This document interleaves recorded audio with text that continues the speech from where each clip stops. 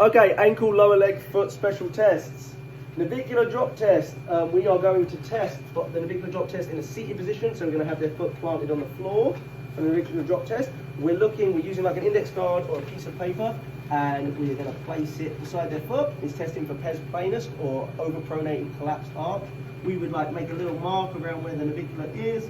Then they would stand and place weight through, and obviously you're going to see a drop off where that navicular is. Same piece of paper, you're going to palpate where the navicular is, and you're going to mark again.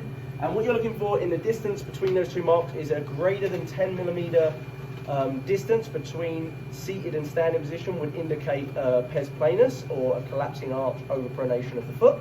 And obviously you would test bilaterally. So that's the navicular drop test. Windlass test is a plant flexion test. Some people want to do it active, some people do it passive. It's testing for pes planus and plantar fasciitis. So the first way we would do it is to plantar flex the foot, and it's a pain provocation test. So do you get pain through the medial arch or through your plantar fascia? The other way, which I've seen some people do it, and to be honest, I'm not certain which way better, but is to force the dorsiflexion of the big toe and to see if that creates pain provocation on the medial arch or the plantar fascia.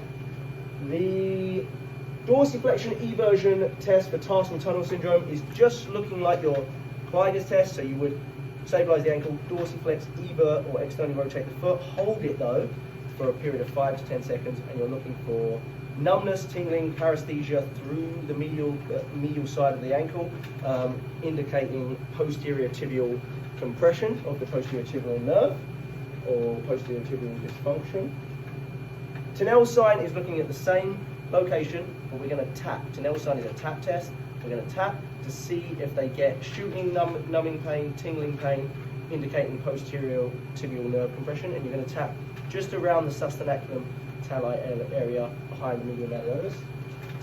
The Mulder sign test is going to be an intermetatarsal neuroma test, so like a nerve bundle, and you're looking for pain, flicking, or that dull aching pain, reproduction of symptoms that they might be feeling through the metatarsal heads. So you're going to use a pen or your knuckle, you're going to squeeze the foot, so squeezing 1 to 5 metatarsals, and then you're going to palpate the plantar surface of the foot in between the metatarsal heads, pushing upwards towards the dorsal side of the foot to see if that recreates the pain they're having. I think that between 3rd and 4th is the most common area for intermetatarsal neuromas. Collin test. Collin test is a lateral Taylor glide test. It kind of looks like an eversion Taylor tilt test, but rather than everting the foot like this, you're cupping your hand on the calcaneus and you're trying to glide the talus laterally, and you're looking for a clip, pop, or basically increased translation of the talus in comparison to the other side, and it would indicate a high ankle sprain, which you guys know as a syndesmosis sprain, or a distal anterior tibiofibular ligament sprain, ATFL. And that's it.